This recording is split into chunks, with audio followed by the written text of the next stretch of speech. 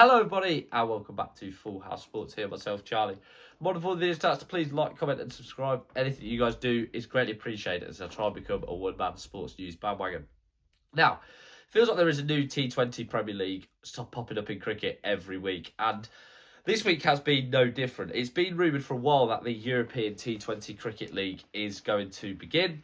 It was supposed to start last year, however it was delayed, but this year it does look like it is finally going to get into...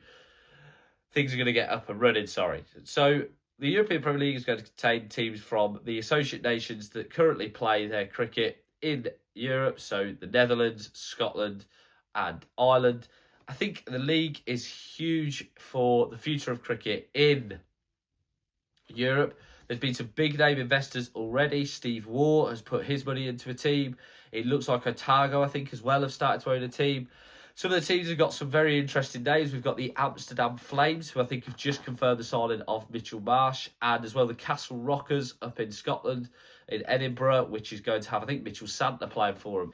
It's going to be huge, I think, in many aspects. One, because, of course, the European Summer will run directly in competition with the English Cricket Summer. So what's going to happen in terms of the 100 and other competitions such as the T20 Blast? Are they going to struggle to get over season? Because again, international players are going to look at these franchise leagues and say, I could probably collect a higher paycheck than going and playing in certainly the Blast, not necessarily the 100, but you never know.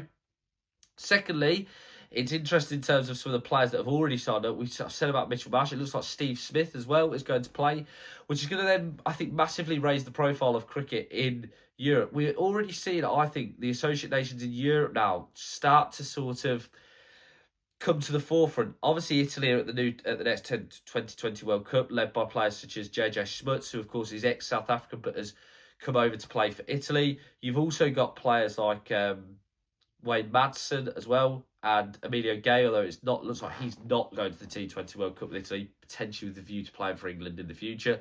You also got Jersey as well, the small island off the coast of England, who went razor thin, razor close at the T20 qualifier to getting through. Asa Tribe is the big name there. It looks like he may go on and play for England. It's certainly been rumoured that way. I think Kevin Peterson, amongst others, are big supporters of his cause. You've also got, as well, I could go through all the nations. The Netherlands have been at the World Cup now for a while. Cricket's been there for a while because of obviously the South African link, etc. I think it's huge because I've said for a while, not on the channel, but to other people, I've never quite understood why the ECB hasn't tried to push cricket in Scotland and Ireland. Maybe in the 100 getting a franchise in there. I understand that logistically it might not be great, but I think for cricket, it would have been a huge opportunity. Play on that England-Scotland and England-Ireland rivalry. Instead, now we've got this European T20 Premier League. There is still a lot of unanswered questions because I think there's still a lot of cities that are waiting to have their teams declared. I think Dublin is waiting to have their team name declared, but it's understood as well there's Indian investors looking. So again, we're probably going to get a something Super Giants or a something Super Kings. You never know. That's an interesting thing.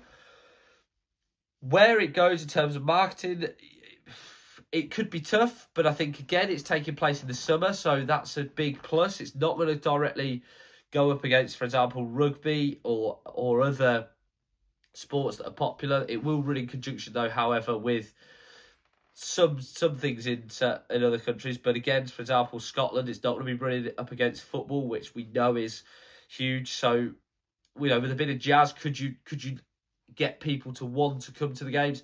You don't know. For now, it's a very exciting development, I think, in terms of cricket, in terms of the continent of Europe, because you do want to see these nations develop. I've said before, you want more and more nations developing. I know these T20 leagues, I've said it on my channel, can be a bit same old, but this one could be a little bit different with the Amsterdam Flames and the Castle Rockers. At least, like I say, we've not got a Super Kings or a MI Glasgow or something. So the future looks bright for cricket in Europe. As always, guys, please like, comment and subscribe. Anything you guys do is greatly appreciated. So try and become one bad sports news bandwagon. Have a great day.